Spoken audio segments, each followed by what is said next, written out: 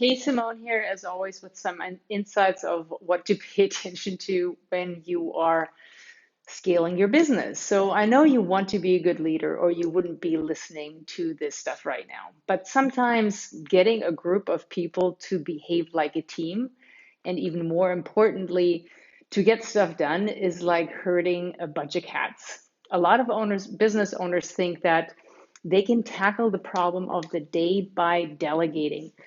Now, you may have heard me say this before, but don't delegate. It's old school, it's ineffective, and it doesn't get you what you want, which is an accountable team of thinking of on their feet, problem solvers who will make the right decisions without you being involved because they get it. And what is it here? It is being the big picture that gives everybody the roadmap to make decisions by. When you are just delegating, it's like you're holding onto the mother load and just doling out tiny little pieces to them. And honestly, if you have the right people, the entrepreneurial thinking self starters who are motivated by being creative and by constantly making things better, telling them what to do and how to do it is kind of like squashing any creativity or and motivation that they brought to the table when they were excited to join your team. And also, if you have those 20 or 30 somethings working for you, if you don't have a path for growth that you're working on with them, you've lost their attention and their engagement already anyway. So you might wonder, if delegation doesn't work, what does? And here's the bad news. Of course, I'm going to say it all starts with you, but not with you being the hero and spending your time jumping in the weeds and fixing all the problems for them. Hope you remember when we've talked about the 595 practice before. 5% of your time is spent on identifying the problem and coming up with the best solution for the problem, involving your team, not you doing it all by yourself, involving your team, and then driving home with them that every problem is everybody's problem. And yes, they have a job description and yes, while you're primarily focused on that job description, when the proverbial, what hits the fan, it's all hands on deck pretty much always. And when you have the right people, when there's a breakdown, everybody doesn't just ask, how can I help? But they come to you with their strategy of how they will help. So 95%, 5% of your time identifying the problem and helping them solve it, right?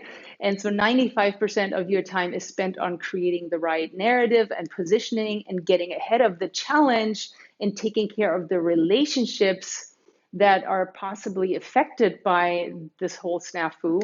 And then, of course, supporting and coaching your team as necessary while they're taking care of the issue itself. So sticking to your guns when it comes to this is so important because it really serves all of you. Because here's the thing, one of the biggest reasons that people aren't accountable is because they don't understand the big picture. You've heard me say that a bunch of times before. They haven't been given enough context by your vision to understand really how everything fits together, how all the pieces, all the everything works together. And while that might not seem all that important, the greater fallout is not getting the vision and all the pieces needed is for them not understanding the impact that a seemingly small mistake or miss may have. That's why you can't miss the two most important practices in your business that really foster accountability. First and foremost, casting, painting, and expanding the vision, and then consistently is the term here, communicating is. So that makes you're being the chief vision officer and the chief reminding officer. And then second, giving feedback to your key team members and teaching them how to give feedback to theirs, which is being the chief coach.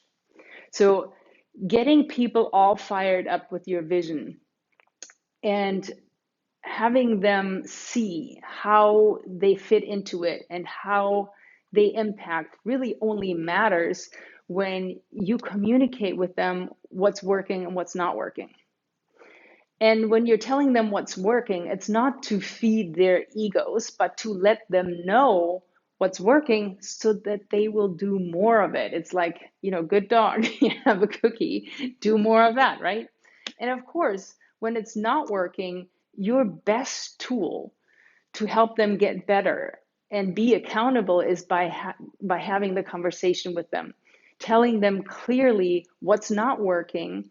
And here's the clincher, that you want to reflect to them the impact that their actions and their behaviors are having on you, the team, the business, the greater scale of everything, because that's what they're missing when they don't seem to care. They don't understand how their actions, their behavior, their mistakes are affecting the whole of it. So that's hugely important.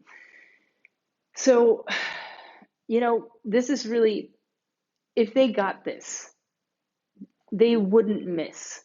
So you can't miss doing this. You have to connect the dots for them. So you may think that the first part of this story that I'm telling is disconnected from the second part, but it's not. It's really a system. You paint the picture, you paint the vision in a way where it's crystal clear and they understand how they fit into it and what their impact is. And so that's the first part. Now that they understand, second part, now that they understand the plan, they get the plan, they'll create their own plan for how to help you get there. And then once that's happening, when there is a problem, because they get the big picture, they can now strategize and jump in and help you solve the problem. Then next part is you give them feedback so that they can consistently up-level and flourish with the new challenges, because that's part of growing people, is you want to give them challenges so that they can keep expanding, keep getting bigger. So now that they're bought in, they're engaged, and also they love you because they feel like they matter. And then, of course, the most important part that matters to you is you now have a dynamic and accountable team, and you get to focus on what most matters to you, which is your growth and your profit. So remember, to make this a reality, you always have to wear 3 hats: the chief vision officer, the chief reminding officer, and chief coach. If this is something that you are still struggling with, and you might just need a little bit of help to get started, get in the right direction, we have a brand new training out there that addresses all this in detail. In the training, I'll explain each of the 4 steps that make up our multi-million-dollar system in vivid detail so that you can have all the knowledge that you need to get started. So click the link in this video, click the link below, and discover how to create an operational and leadership structure that will help you scale and sustain your business. Hope this helps, and I will see you next time.